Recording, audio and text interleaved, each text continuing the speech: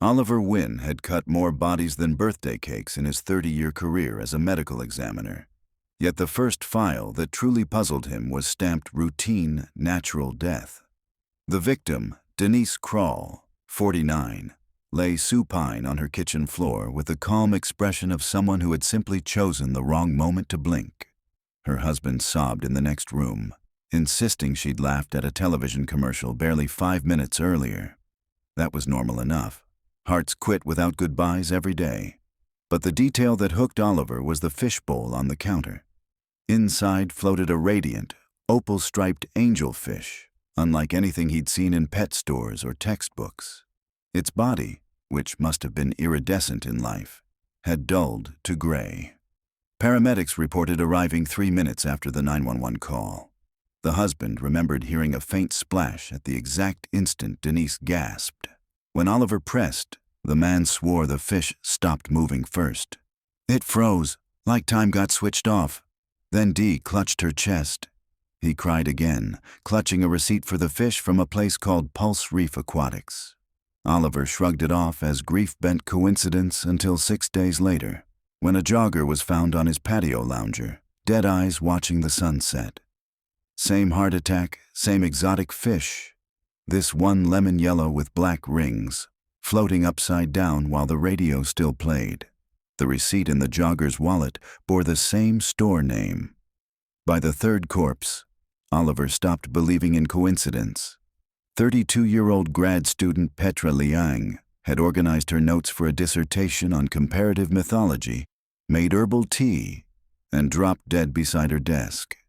Neighbors reported hearing her scream 3 minutes after an aquarium-shattering noise. When responders entered, her tiny fish, electric blue, fins flared like lace, lay split against the hardwood where the glass had burst. Petra's watch, stopped from the fall, marked her exact time of death. It was 3 minutes and 2 seconds after the neighbor called building maintenance about a weird crash and a thud. Oliver phoned Detective Mara Singh, a 10-year veteran whom he trusted not to laugh him off the precinct. He described the cases, the fish, the time gap. She was silent for a heartbeat, then said, "Meet me at that store." Pulse Reef Aquatics occupied the gutted shell of an old bakery on Arden Boulevard. Instead of cinnamon and sugar, the air smelled of brine, ozone, and something faintly medicinal. Tanks lined the walls in ascending tiers, each lit from beneath so schools of translucent creatures glowed like constellations. A slate-gray counter displayed a brass placard, "Our companions resonate with your heart." Large lettering beneath added, "No returns, no exceptions."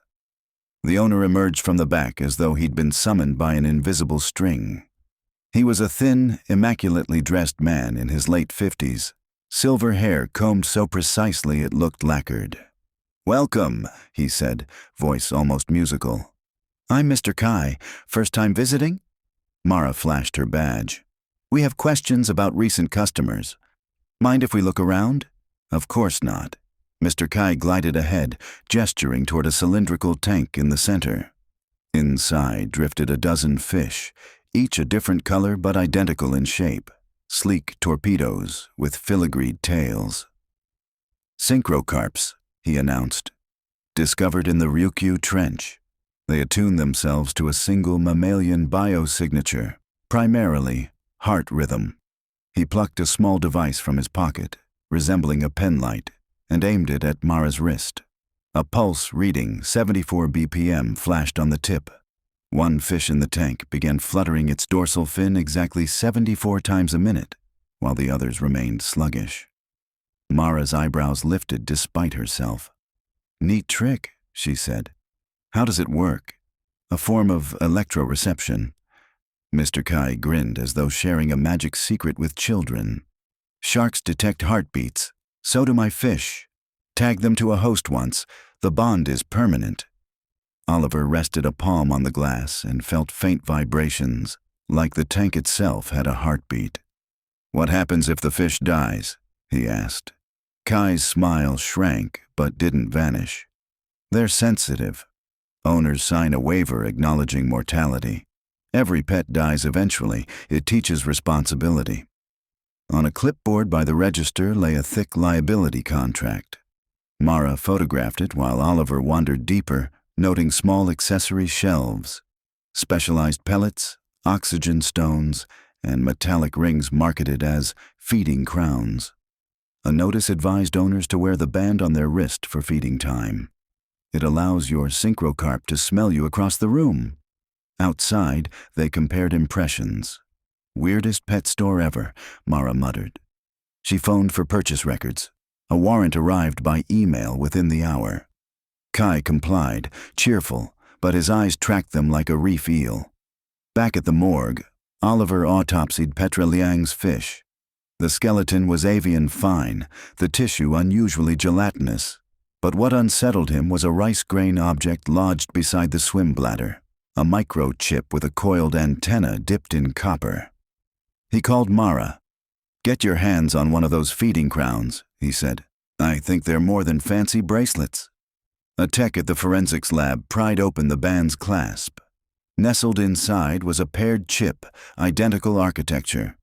When powered by skin contact, it broadcast low-frequency electromagnetic fields. Enough to transmit heart data, maybe enough to receive a signal too.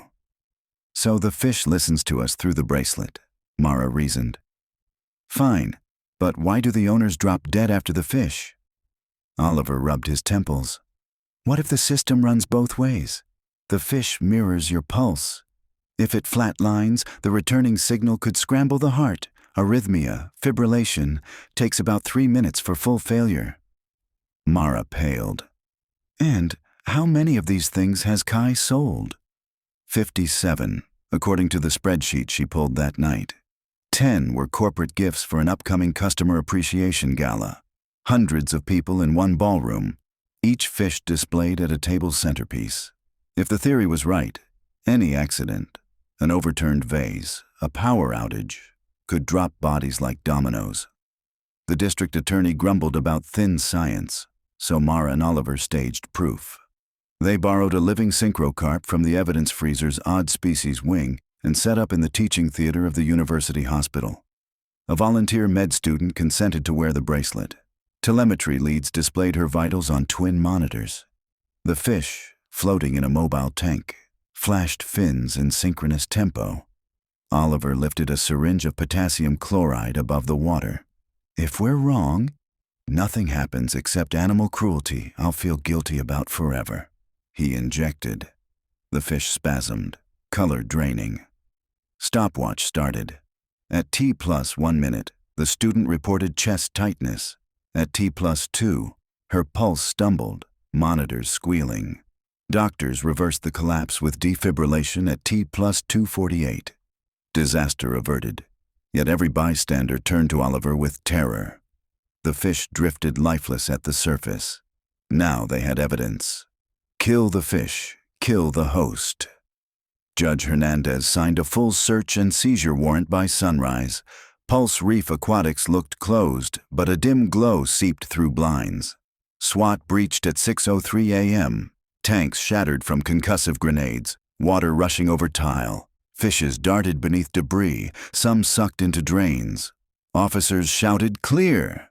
until they reached the basement door. Below, the bakery's old proofing room had been converted into something that belonged in a biotech thriller.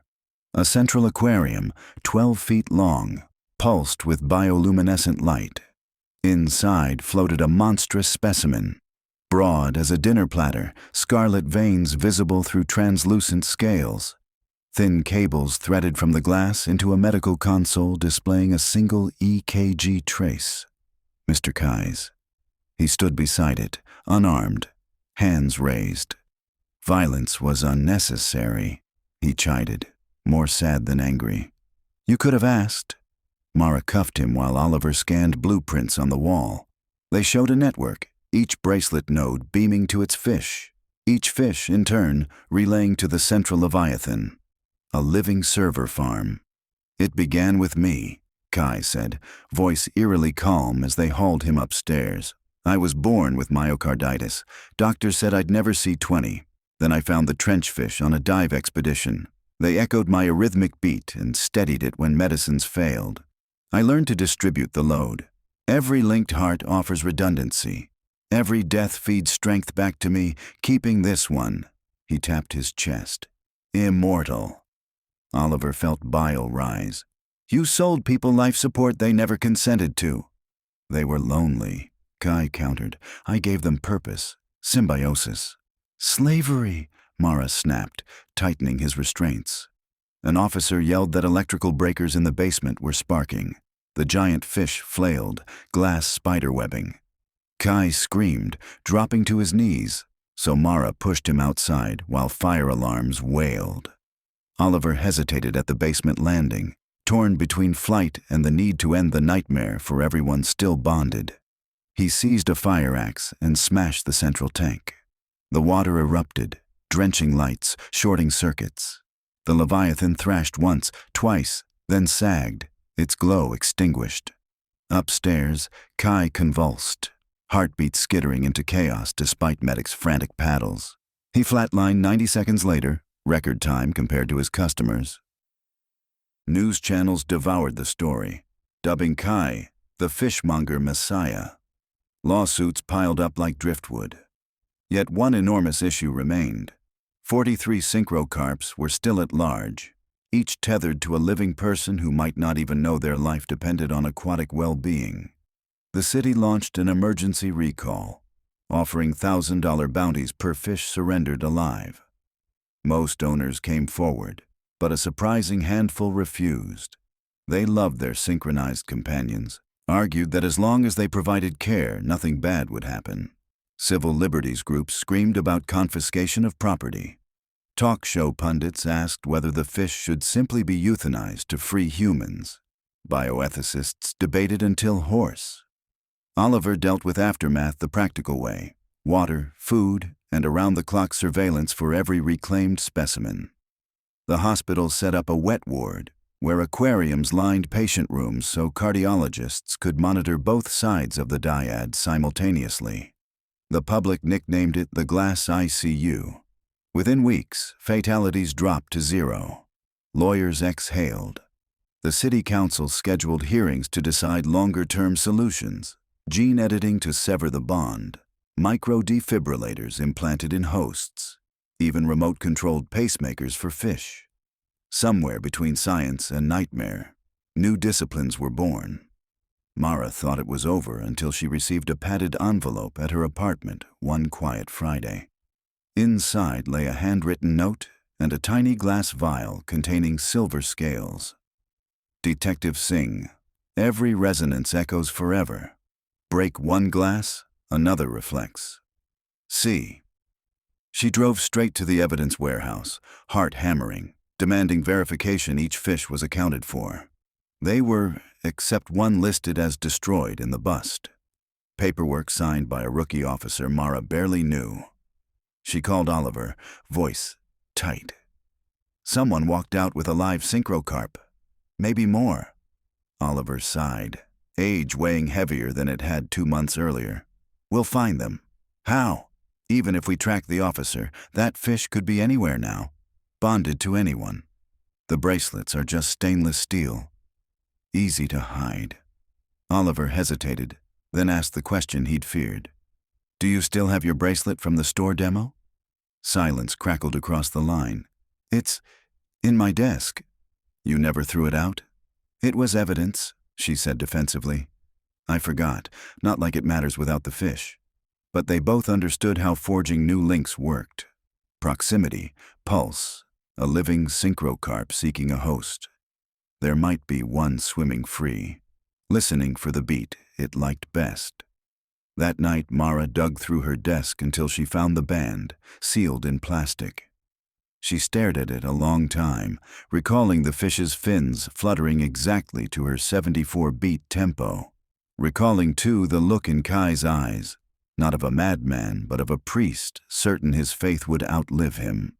She drove to the harbor at dawn and flung the bracelet as far as she could. It disappeared with a plink into gray water, leaving only widening ripples. Relief washed over her, but not for long. A week later, fishermen reported strange schools near the shoreline, flashes of opal, lemon. electric blue beneath the waves. Marine biologists insisted nothing that color existed in local ecosystems. Rumors spread on social media faster than any recall notice. Magical fish that dance to the rhythm of your heart. Free for the taking if you just dipped a net. Oliver read the articles in his office, coffee cooling untouched. The chain had been snapped, yet the melody lingered, carried in water, in rumor, in human longing to be mirrored by another creature. He envisioned new owners leaning over buckets, smiling as tiny hearts fluttered in sync, unaware of the brutal deadline written into each lovely scale. 3 minutes. Not long at all, in the grand tide of things. Long enough, though, for a life to look back once at a world it never meant to leave, and wonder how a heartbeat could be borrowed so easily, and how impossibly hard it was to get it back.